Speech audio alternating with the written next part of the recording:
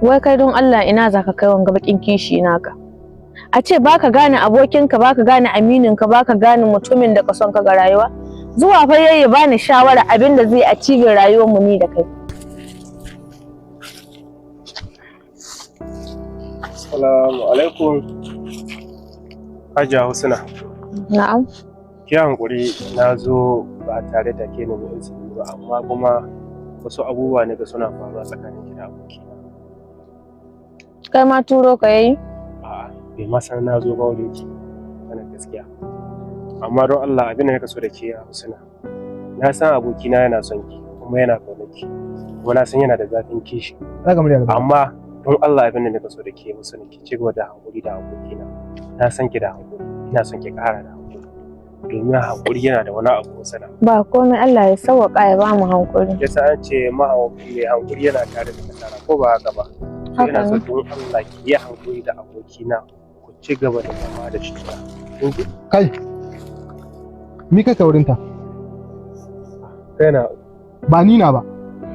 Assalamu alaikum. Kai shi an matsala ta da kai. Shin mi kai wurinta? Ita ma ka rawo ka ce kana son ta ko? Kai duk matan da ni sai ka to kana bibiyar su.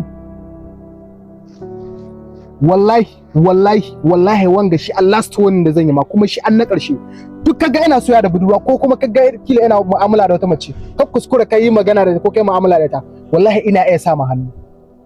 Na dai faɗa ma ko yayi. Sana ki hankuri, sana. Babu komai, Allah ya sauwaka ya ƙara ba mu hankuri.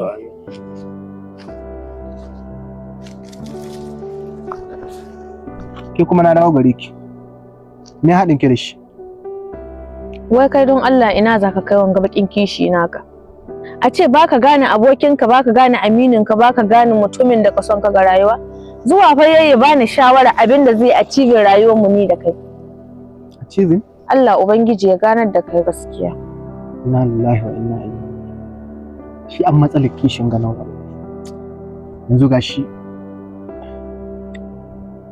da Allah ki haƙuri, bari in je in same shi in ba shi haƙuri. Ya dai gaskiya, dan abin da kai mai bai ji daɗi ba, kai ma ka gani. Allah ya sauwaka.